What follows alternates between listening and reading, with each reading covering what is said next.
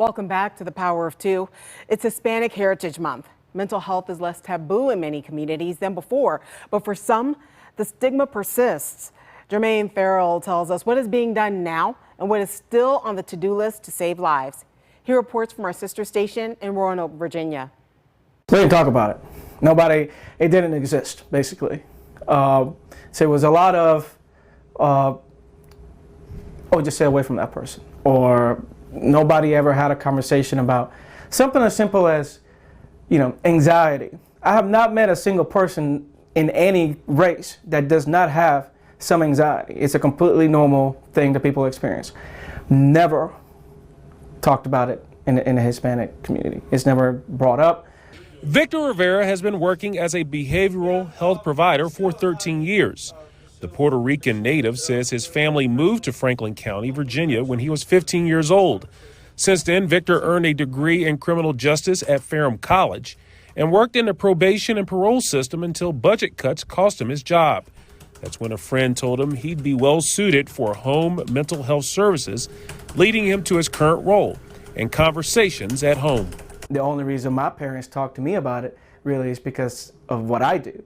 And, we see some of the struggles that some family goes through and things that start happening that they want to know more about. So that has been the way that in my family we bridge that conversation. But it's still heavily stigmatized in the Hispanic community. Rivera blames the stigma on judgment. People that struggle with any sort of mental illness were looked at as being crazy, quote unquote.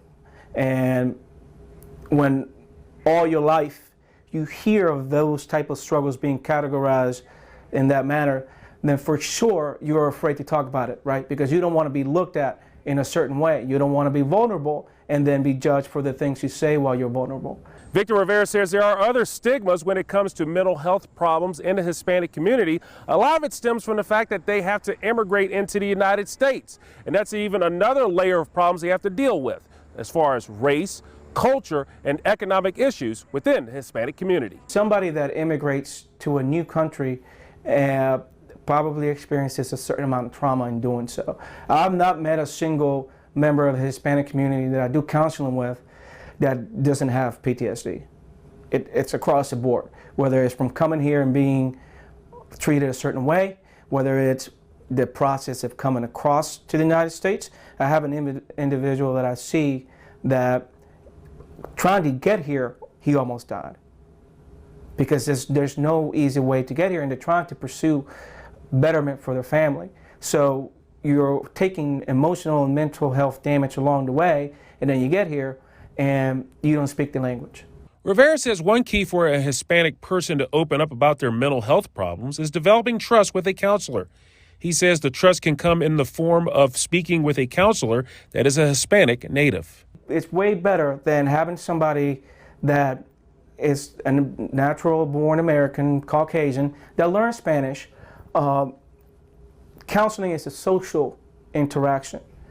It's way better, right, when you meet with somebody that is a natural born speaker of the language. I grew up speaking Spanish. We speak Spanish in my household still. I listen to music in Spanish. I'm Hispanic. ¿Miércoles? Ok, nos vemos ese día. Gracias. And really the biggest thing is, I guess, it's all about just talking about it. You just talk and just say and do those things. That's got to be big. Normalizing it, right? Diabetes, flus, colds, all that stuff is normal health conversation. But mental health is health. For Hispanic Heritage Month, I'm Jermaine Farrell. You can celebrate Hispanic Heritage Month with us 24/7. Just head to the featured section of fox2now.com.